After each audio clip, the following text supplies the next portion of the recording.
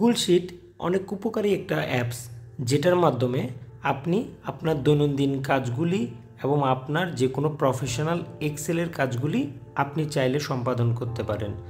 এই অ্যাপসটির মাধ্যমে আপনি যে কোনো সময় যে কোনো জায়গা থেকে আপনার মোবাইল ফোন হোক অথবা ল্যাপটপ থেকে হোক আপনার বিভিন্ন ধরনের হিসাবগুলো আপনি টুকে রাখতে পারবেন, যেটা আপনার লাইফে অনেক বেশি ভ্যালু অ্যাড করবে।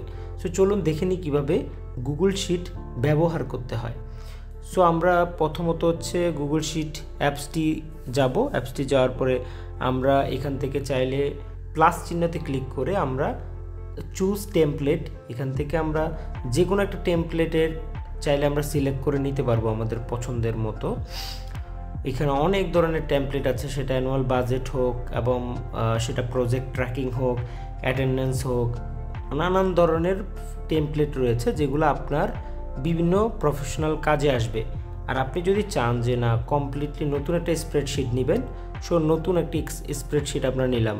নেওয়ার পর আমরা দেখব এখানে ফর এক্সাম্পল আপনার এই মাসের খরচের হিসাবগুলো আপনি কিভাবে টুকে রাখবেন সেই হিসাবটা আমরা দেখাবো। সো এখানে আমরা দুইটা ঘর সিলেক্ট করলাম। সিলেক্ট করার পরে আমরা এখানে একটা ঘরগুলোকে আলাদা কালার করব। কালার করার পর এখানে আমরা এই ঘরগুলোকে আমরা চাইলে এখানে সেন্টার দেব। সেন্টার দেওয়ার পর এখানে আমরা টেক্সট লিখবো একটা। ফর এক্সাম্পল আমি টেক্সট অ্যাড করলাম যে মান্থলি এক্সপেন্স। ওকে, সো আমাদের মান্থলি এক্সপেন্স আমরা এখানে ক্লিক করলাম। ক্লিক করার পরে আমাদের এখানে আমরা আমাদের যে কালার আছে ক্যারেক্টারের কালারটা আমরা ব্ল্যাকে নিলাম। এখানে হোয়াইট দেওয়া আছে, সো আমরা ব্ল্যাকে ক্লিক করলাম। সো এখন চলে আসলো। এরপর আমরা একটু বোল্ড করে দিলাম। বোল্ড করে দেওয়ার পরে আমরা এই দুইটা ঘরকে আমরা চাচ্ছি যে মার্জ করব। তাহলে আমরা এখানে ফরম্যাটে যাব। ফরম্যাটে যাওয়ার পরে এখানে আমাদের অনেকগুলো অপশন রয়েছে।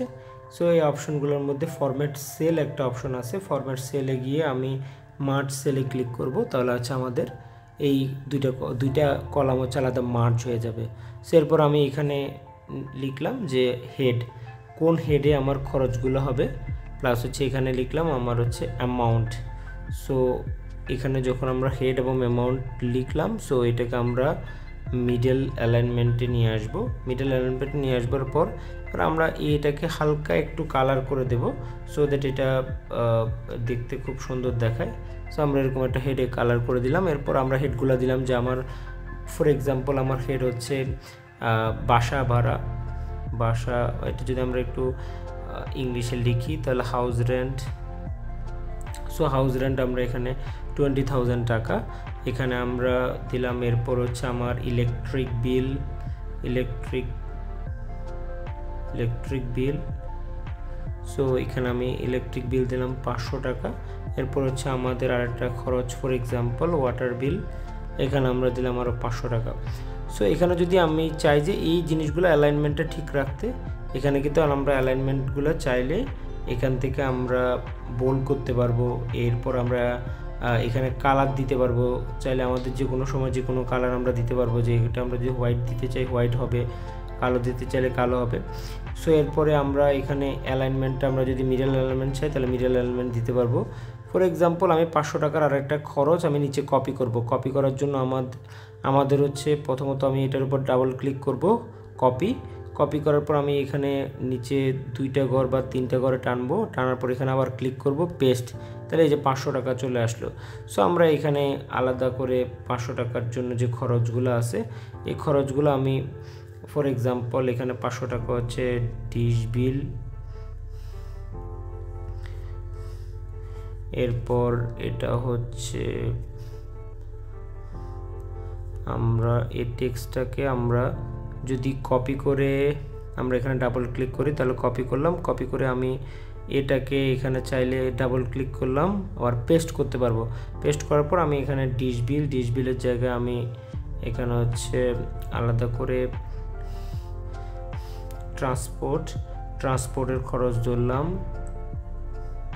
ওকে, এখানে এটা আমি আদার্স দিয়ে দিলাম। সো এখানে এবার আমরা চাইলে আমরা কিন্তু টোটালটা করতে পারি। সো টোটালটা আমি এখানে টোটালটাকে আমি যদি টানি তো আমি এখানে ফর্মুলা দিতে পারবো।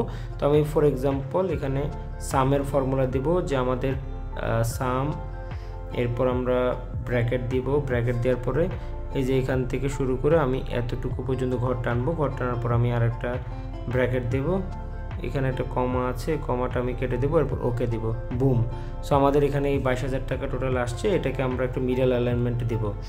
সো এভাবে করে আপনি কিন্তু আপনার কাজগুলো করে নিতে পারেন। এখানে আপনি যদি এখানে ক্লিক করেন তাহলে আপনার কিন্তু এখানে চাইলে অনেক কিছু, এই যে এটাকে ইতালিক করতে পারবেন, আন্ডারলাইন করে দিতে পারবেন। সো এখানে কিন্তু অনেকগুলি অপশন আছে, এটাকে আমরা চাইলে ফিল করে নিতে পারবো। এরপর এখানে আমরা অ্যালাইনমেন্টটা আবার ঠিক করে চেক করে নিতে পারবো। এখানে কন্ডিশনাল ফরম্যাটগুলো আছে, ফরম্যাটগুলো দিতে পারবো। সেইভাবে বিভিন্ন ধরনের জিনিসগুলো আমরা অ্যাড করতে পারবো। সো এরপরে আমি যদি এখানে যদি একটু তাকাই তাহলে আমাদের এখানে মাউসের এখানে তীর চিহ্নতে ক্লিক করে এখানে আমরা চাইলে ফিল্টার অ্যাড করতে পারবো। সো এই ডকুমেন্টটা কপি করতে পারবো, মুভ করতে পারবো, তো এটা এক্সপোর্ট করতে পারবো, ডাটা ভ্যালিডেশন করতে পারবো। সো ফাইন্ড অ্যান্ড রিপ্লেস করতে পারবো। এখানে যদি আমি চাই যে আমার ইলেকট্রিক এই যে যখন আমি দিলাম তাহলে দিয়ে যে লিখাটা আছে সরাসরি চলে আসবে, এভাবে করে কিন্তু আমি ফাইন্ড করতে পারবো। সো আমার এখানে আলাদা করে আমি যদি চাই যে এখানে যে ক্যাপশনটা আছে এই ক্যাপশনটা আমি ফিল্টার করব। সো আমি ক্যাপশনটা যদি এখানে আমরা যে কোনো সময় মাউসের এখানে তীর চিহ্নতে আমরা ক্লিক করব। এখানে হচ্ছে আমি যেহেতু রেকর্ডিং হচ্ছে এই জন্য কাজটা করতেছিল না। এখানে আমরা যখন ক্রিয়েটে ফিল্টারে ক্লিক করব তখন কিন্তু এই যে ফিল্টারে চলে আসছে। এখানে যখন আমরা হেডের এখানে ফিল্টারে ক্লিক করব তাহলে আমাদের কিন্তু ফিল্টার থেকে আমরা filter by condition, filter by colour এই ধরনের কাজগুলো করতে পারবো। যেহেতু এক্সেলে যারা এই টার্মগুলোর সাথে পরিচিত তারা কিন্তু এগুলো সবাই জানে। আমি যদি ফিল্টার করি এখান থেকে আমি চাইলে ফিল্টারও করে নিতে পারবো। সো ফিল্টার করার সময় আমাদের কিন্তু এখানে অনেকগুলো কালার্সের অপশন আছে, অনেক ধরনের অপশনগুলো আছে, অপশনগুলো আমরা অ্যাপ্লাই করতে পারবো।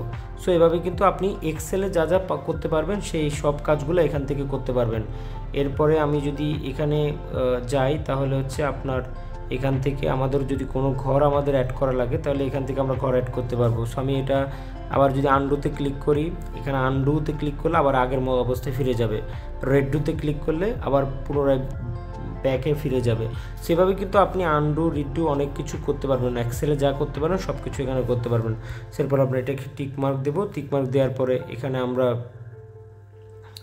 এটাকে আমরা সরাসরি শেয়ার অ্যান্ড এক্সপোর্ট, এটা আমরা কারোর সাথে শেয়ারও করতে পারবো। এটা আমরা সেভ অ্যাস দিয়ে এখানে কোনো এক্সেল আকারে বা পিডিএফ আকারে, ওয়েব পেজ আকারে অথবা সিএসভিতে আমরা এখান থেকে সেভ করে নিতে পারবো। সেভ করে আমরা চাইলে এখান থেকে স্যান্ডে কপিতে ক্লিক করে যে কারো কাছে এই জিনিসটা পাঠাতে পারবো। সো এইভাবেই কিন্তু আপনি আপনার এক্সেলের যত কাজ আছে সেগুলো মোবাইল থেকে গুগল শিটের মাধ্যমে করতে পারবেন। So thank you so much.